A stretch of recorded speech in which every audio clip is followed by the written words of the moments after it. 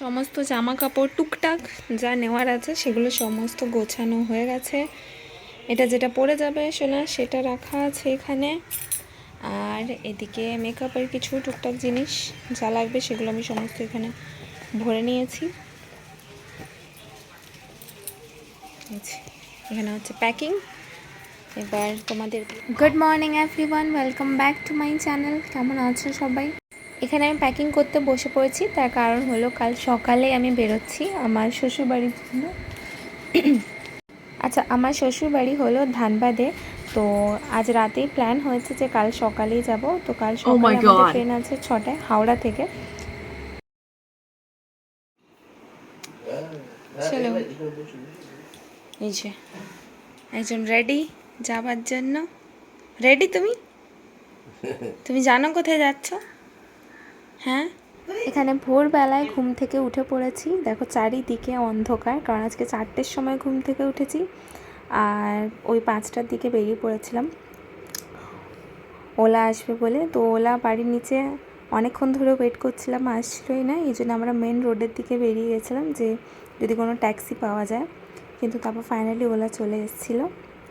তো এখানে দেখো সোনা নতুন গাড়িতে করেও যাচ্ছে, যেটা হচ্ছে ট্রলি। এখানে চারিদিকে এখন অন্ধকার। আমরা 5টার সময় ওই ঘর থেকে বেরিয়ে পড়েছিলাম।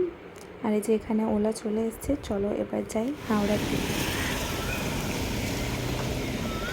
এর আগে অনেক ভিডিওতে আমি শেয়ার করেছি যে আমার হাজব্যান্ড কাজের সূত্রে থাকে দিল্লিতে, আর আমার শ্বশুরবাড়ি হলো ধানবাদ। তো ছুটিতে আসছে, তো ভাবলাম চলো ওকেও সারপ্রাইজ দেওয়া যাক। তার জন্য রাতের বেলায় সাডেনলি প্ল্যান করলাম, দাদাকে বললাম চ আমাকে ছেড়ে দিয়ে আসবি একটু। তো এখানে আমরা বেরিয়ে পড়েছি। তো এরপর থেকে তোমরা আমার যে ভিডিওগুলো দেখতে পাবে সেগুলো হচ্ছে আমার শ্বশুরবাড়ি থেকেই পাবে। আর এখানে সোনা ঘুমিয়ে পড়েছিল পাপার কোলে। দেখা যাক আমি যেভাবে সারপ্রাইজ প্ল্যান করেছি ঠিক সেইভাবে সারপ্রাইজ দিতে পারি কিনা।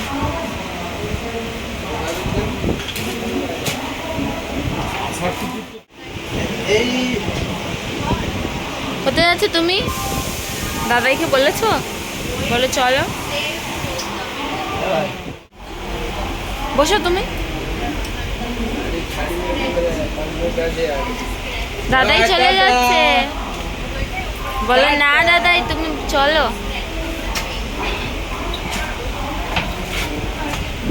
এখানে শোনা যাচ্ছে ওর বাবার সাথে দেখা করতে, আর এখানে আমার বাবা এসছে আমাকে স্টেশনে ছাড়তে। এটাই হলো সবথেকে বেশি কষ্টের, কারণ পাপা বাড়ি গিয়ে ভীষণই মন খারাপ করবে, কারণ সোনাকে ছাড়া পাপা থাকে না।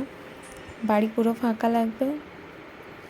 বাড়িতে একটা বাচ্চা থাকা মানে সারাদিন শুধু ওর সাথেই কেটে যায়, আর পাপা অফিস থেকে আসার পর শুধু সোনার সাথেই থাকে। এখানে পাপা রাস্তায় খাওয়ার জন্য কিছু জল খাবার যেরকম টিফিন কিনে দিয়েছিল, তো ওগুলোই রাখছিলাম। আর এইদিকে পাপা সোনাকে বাইরে থেকে ট্রেনের আরও দৃশ্য দেখাচ্ছিল।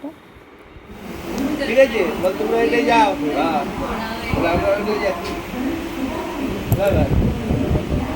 দাদা আমি ওতে যাই, চলো দেখি বাবু। দেখি এদিকে দেখো, মায়ের দিকে চন্ডু।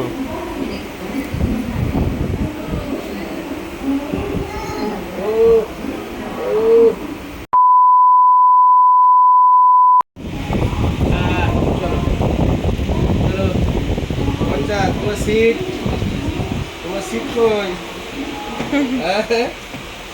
তোমার সিটটা কই? এইটা? বাহ, এইটা তোমার সিট? হ্যাঁ, এই সিটটা তোমার?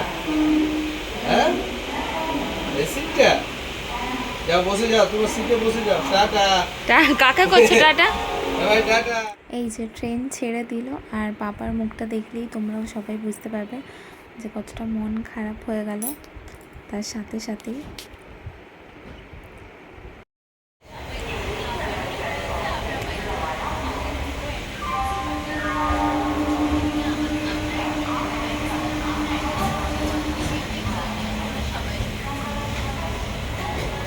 এখানে দিয়ে গেছে টিফিন খাওয়ার জন্য। নেবে চিপস? নেবে? এটা দাদাই দিয়ে গেছে, নাও। এখানে আছে লালুস পটেটো চিপস বিস্কিট। এটা এখানে আছে ইউনিবিকের, এটা একটা কেক, চকলেট কেক, এটা বারবান বিস্কিট আর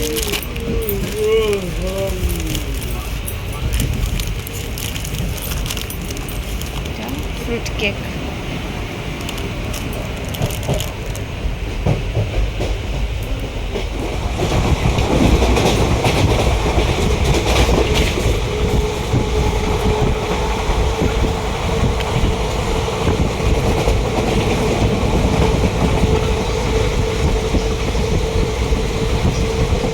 ব্যস্ততম শহরে চারিদিকে গাড়ি ঘোড়া থেকে বেরিয়ে এরকম সবুজ মাঠ দেখতে কি ভালো লাগে না? চারিদিকটা সবুজ, যেন দেখেই চোখ জুড়িয়ে যাচ্ছিল এরকম মনে হচ্ছে। এখানে কিন্তু একজন পুরো ট্রেনে মজা নিতে নিতে আসছে, সেটা ওর চোখ মুখ দেখলেই বুঝতে পারবে তোমরা।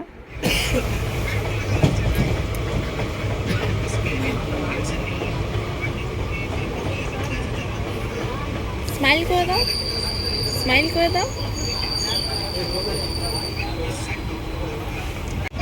2000 years later. আচ্ছা, এখানে আমরা ধানবাদ পৌঁছে গেছি, আর এবার দেখা যাক যে সারপ্রাইজটা দেওয়ার জন্য এত দূর থেকে এসেছি সেটা কতটা দিতে পারছি।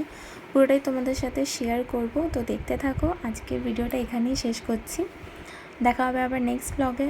চলো এখন আসি, টাটা। ভিডিও ভালো লাগলে একটা লাইক আর সাবস্ক্রাইব করে দিও।